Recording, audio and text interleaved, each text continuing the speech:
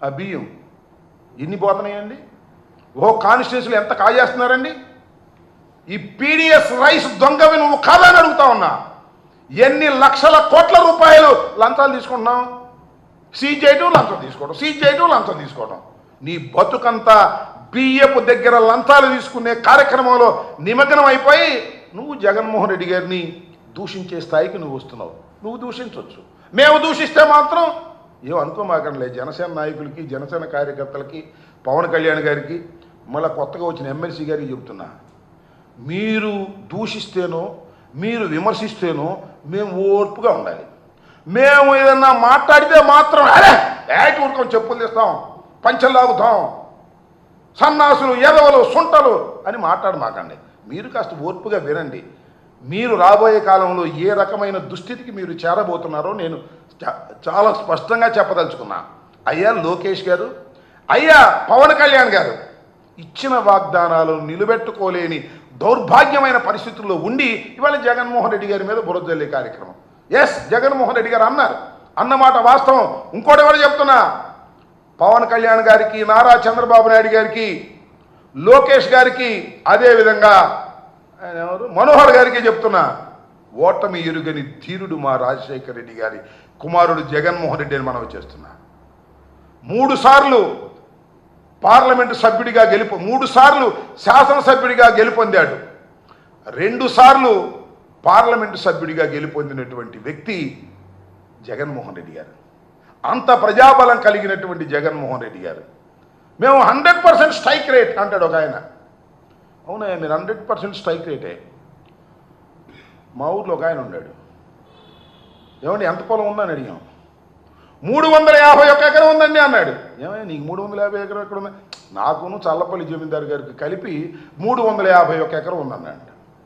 ఏమయ్యా నీకెంత ఉందో చెప్పండి. నాకు 1 ఎకరం అండి, కడమ మొత్తం మా చల్లపల్లి జమీందారు గారిది 2 పక్క అమ్మటే ఉంటాయి, అందుకని 351 ఎకరం అని చెబుతారండి అన్నాయంట. అట్లాగే నీకు స్ట్రైక్ రేట్ ఎక్కడుందయ్యా? నువ్వు, చంద్రబాబు, మోడీ కలిసి వస్తే నీకు స్ట్రైక్ రేటు రా, సింగిల్ కదా. నీ పర్సంటేజ్ ఏంటో తెలిపోద్ది, నీ కెపాసిటీ ఏంటో తెలిపోద్ది. 2 చోట్ల నిలబడ్డావు, తుక్కుగా ఓడిపోయావు సింగిల్గా. అంతకుముందు మీ అన్న 18 సీట్లు వచ్చినాయి. మీరు జగన్మోహన్ రెడ్డి గారి గురించి మాట్లాడేటటువంటి ధైర్యం మీరు చేస్తున్నారు. మా దురదృష్టం. ఈ ప్రజాస్వామ్య దేశంలో మీకు అవకాశం వచ్చింది, 4 కలిసి వచ్చారు, మా మీదకి వచ్చారు, సింగిల్గా మేము వచ్చాము. మీ కూటమి గెలిచింది. 3 నాళ్ల ముచ్చట. కూటమి అనేకమైన వాగ్దానాలు చేసి ఏ వాగ్దానాన్ని నిలబెట్టుకోలేని దౌర్భాగ్య పరిస్థితికి నెట్టబడుతుంది. సంవత్సరం కూడా కాదని 9 మాసాలకి ఇంత వ్యతిరేకత తెచ్చుకున్నటువంటి ప్రభుత్వాలు ఈ రాష్ట్రంలో లేవు, ఈ దేశంలో లేవు. అసలు 9 మాసాలకి ఇలా అయితే 2 సంవత్సరాలు ఆగండి అయ్యా. జనం ఏ రకంగా మిమ్మల్ని ఉమ్ము పెట్టి ఊస్తారో ఒక్క హామీని కూడా నిలబెట్టుకోలేకపోతున్నారు. పరిపూర్ణంగా కేటాయిస్తారు, ఎగ్గొడతారు, కేటాయిస్తారు, ఎగ్గొడతారు. మీరు వచ్చి ఇవాళ ఈ రకమైనటువంటి మాటలు లోకేష్ గారు, పవన్ కళ్యాణ్ గారు, సరే పవన్ కళ్యాణ్ గారు ఏం మాట్లాడలేదు అనుకోండి, పవన్ కళ్యాణ్ గారి తరఫున మాట్లాడినటువంటి వ్యక్తి మన బియ్యపు దొంగ, ఆ లంచాల కోరు అయినటువంటి నాదెళ్ల మనోహర్ గారు ఇష్టం వచ్చినట్టుగా మాట్లాడుతాను. నాకు జాలేసింది ఆయన మాత్రం ఏ మాట కామాట. ఆయన మాట్లాడుతుంటే పక్కన ఉన్నాడు పాపం కొంటాల రామకృష్ణ గారు, కాంగ్రెస్ పార్టీలో ఉన్నాడు, రాజశేఖర్ గారు క్యాబినెట్లో ఉన్నాడు. పాపం బిక్మని చూస్తున్నాడు ఈ ప్రబుద్ధుడి ముందు. ఈయన బస్తాలు బియ్యం ఎక్కేస్తున్నాడు. పాపం ఆయన సిన్సియర్గా ఉండేవాడు. మరి ఇప్పుడు ఎలా ఉన్నాడో తెలియదు. మరి ఈ పక్కన ఇంకొక ఆయన ఉన్నాడు, తాడేపల్లిగూడెం ఎమ్మెల్యే గారు, ఆయన సిన్సియర్గా, వాళ్ళు బిక్మని చూస్తున్నారు. ఈయనేమో ఉపన్యాసం చదువుతున్నాడు. ఈయనకన్నా కూడా నాదెళ్ల మనోహర్ కన్నా చాలా సిన్సియర్స్ అయినటువంటి వాళ్ళేమో పక్క నుండి మీనమేషాలు లెక్కేస్తుంటే ఈ బియ్యపు దొంగ లంచాడు కోరి ఈయన మాత్రం ఉపన్యాసాలు చెబుతున్నాడు. భయంకరమైన ఉపన్యాసాలు, జగన్మోహన్ రెడ్డి గారిని విమర్శించేటటువంటి కార్యక్రమాలు చేస్తున్నారు. ఇది సరైనటువంటి విధానం కాదని ఈ సందర్భంగా చెప్పదలుచుకున్నాను.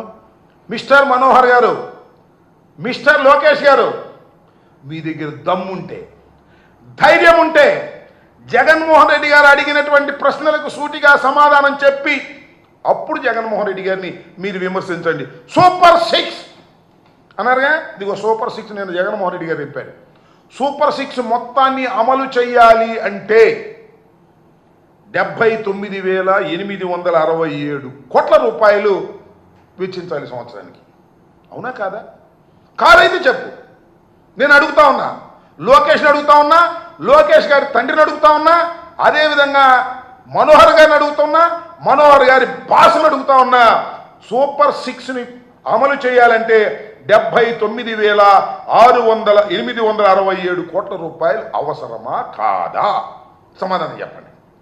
అవసరమైతే బడ్జెట్లో మీరు ఎంత పెట్టారు? 17,179 కోట్లు పెట్టారా? ఎవరిని మోసం చేస్తారండి మీరు? నాకు అర్థం కాలేదు. 17,179 కోట్లు ఖర్చు పెడతారు లేదో మనకు తెలియదు. మీరు మా గురించి మాట్లాడుతున్నారా? మీరు జగన్మోహన్ రెడ్డి గారి గురించి మాట్లాడుతున్నారా? జగన్మోహన్ రెడ్డి గారి గురించి ఏదో పిచ్చి పిచ్చిగా వాగుతూ ఉన్నారు. మీరు దీనికి సమాధానం చెప్పే ధైర్యం తెచ్చుకున్న తర్వాత అప్పుడు జగన్మోహన్ రెడ్డి గారి గురించి మాట్లాడడం తప్ప, జగన్మోహన్ రెడ్డి గారు తిరుగులేని నాయకుడు. ఇవాళ 11 రావచ్చు, 40% ఓట్ షేర్ ఉన్నది. సింగిల్గా వెళ్ళాం, సింగిల్గా పోటీ చేశాం. మీరు ముగ్గురు పోటీ చేశారు. ముగ్గురు పోటీ చేసి మాకు 100% స్ట్రైక్ రేటు, మాకు అద్భుతంగా ఉంది, అమోఘంగా ఉందని ఊరికి మీరు సొల్లు వాగుడు వాగుతుంటే ఏం చెప్పాలి నాకు అర్థం కాల. ఇలాంటి దుర్మార్గమైనటువంటి కార్యక్రమాలు ఇవాళ మీరు చేస్తున్నారు. అనే ముందు 10 సార్లు ఆలోచించుకోండి. పవన్ కళ్యాణ్ గారు అయితే జగన్మోహన్ రెడ్డి గారిని జర్మనీ వెళ్ళమని అడగొచ్చు, రాజకీయాలు వదిలిపెట్టి, ఇక్కడ రాజకీయాలు వదిలిపెట్టి. మేము మాత్రం కార్పొరేటర్కి తక్కువ, ఎక్కువ, ఎమ్మెల్యేకి తక్కువ అని 2 చోట్ల నిలబడి ఓడిపోయి గతి లేక 3-4 పార్టీలతో కలిసి 15 సంవత్సరాల తర్వాత శాసనసభకు వచ్చినటువంటి పవన్ కళ్యాణ్ గారిని ఏమన్నా అంటే మాత్రం ఒప్పుకోరండి. ఇది మీరు ఒక్కసారి ఆలోచించుకోండి. మమ్మల్ని అనే ముందు మీరు కూడా దానికి సిద్ధంగా ఉండండి. మిమ్మల్ని అనగానే ఊరికి రెచ్చిపోయి అది కూడా తెస్తాం, ఇది కూడా తెస్తాం అని పిచ్చి వాగుడు వాగొద్దని కూడా ఈ సందర్భంగా నేను చెప్పదలుచుకున్నాను.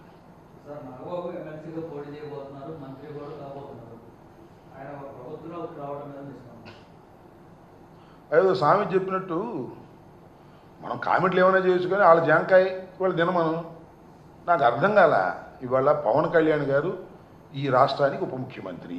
ఓకే, పవన్ కళ్యాణ్ గారి మీద అనేక మంది ఆశ పెట్టుకున్నారు. అక్కడక్కడ కొంతమంది బీసీలు, అందరికన్నా మించి మా కులస్తులు, కాపువారు ఏమనుకున్నారంటే వాళ్ళు చిరంజీవి గారు ముఖ్యమంత్రి అవుతాడని చిరంజీవి గారు వెంట వెళ్ళారు. ఆయనకు 18 సీట్లు ఇచ్చారు. పవన్ కళ్యాణ్ గారు ఏమన్నా ముఖ్యమంత్రి అవుతాడేమని ఈయన ఎమ్మటి వచ్చారు. సరే ఉప ముఖ్యమంత్రి అయ్యాడు. పోనీలే అయితే అయ్యాడులే, ఈసారికి అవుతాడు, రేపుసారికి వెళ్తాడు అనుకున్నారు. నేను అడుగుతా ఉన్నానయ్యా, ఇంకెవరు లేరా రాజకీయాల్లో? నిన్ను నమ్ముకుని ఎంతమంది కాపులే, నిన్ను నమ్ముకుని ఎంతమంది బీసీలే? ఆ పక్కనే కొండతాను రామకృష్ణ గారు ఉన్నాడు కదా, ఈ పక్కనేమో ఆయన తాడేపల్లిగూడెం బొలిశెట్టి శ్రీనివాస్ గారు ఉన్నారు కదా, వాళ్ళందరూ పోయి అన్న కావాల్సి వచ్చింది. ఏది నాకు అర్థం కాల.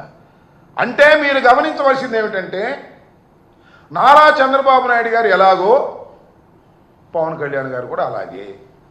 బంధుప్రీతికి అతీతం కాదు. చదువీరా అని విప్లవ శోకాలు చెప్పినటువంటి పవన్ కళ్యాణ్ గారు స్వార్థపూరితమైన రాజకీయాలు చేస్తున్నారు. తన నమ్ముకున్నటువంటి కాపుల్ని కానీ బీసీలు కానీ పక్కన పెట్టి తన అన్నగారైనటువంటి పవన్ కళ్యాణ్ గారి అన్నగారైనటువంటి నాగేంద్రబాబు గారిని మంత్రివర్గంలోకి తెచ్చుకుంటున్నారు. ఇంతకన్నా స్వార్థం ఏం కావాలి చెప్పండి? ఇంతకన్నా ప్రజాసేవ ఏం కావాలి? చాలా గొప్ప ప్రజాసేవ కదా. అంతకన్నా నేను ఏం కామెంట్ చేయని చెప్పండి?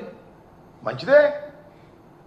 బాబు కొడుకులు అన్నాదమ్ములు ఆంధ్ర రాష్ట్రం, బాబు కొడుకులు అన్నాదమ్ముల ఆంధ్ర రాష్ట్రం. ఇక చూస్తాం కదా బ్రహ్మాండంగా. ఇంకా 4 సంవత్సరాలు ఉంది రాజకీయం. ఈ 4 సంవత్సరాలు చూద్దాం ఎంత రచ్చరచ్చ చేస్తారో. ఈ రాష్ట్రాన్ని హామీలు ఎగ్గొడతారు, హామీలు ఏం చెయ్యరు. బంధుప్రీతి, డబ్బులు సంపాదన, రెండో పనే లేదు. అక్కడ లోకేష్ డబ్బులు లెక్కేసుకోవటం, ఇక్కడేమో మన నాదెళ్ల మనోహర్ డబ్బులు లెక్కేసుకోవటం. ఇది తప్ప రెండే పనే లేదు. వాళ్ళ బంధువులు వీళ్ళ బంధువులు తీసుకుని రాజకీయాల్ని రచ్చ చేసే కార్యక్రమం చేస్తున్నటువంటి దుర్మార్గమైన రాజకీయాల్ని ఆంధ్ర రాష్ట్ర ప్రజలు ఇంకా 4 సంవత్సరాలు భరించవలసినటువంటి అనివార్యమైన పరిస్థితి ఉందని నేను భావిస్తున్నాను. సారీ, ఏదన్నా జమినీ ఎన్నికలు వస్తే నేను చెప్పలేను.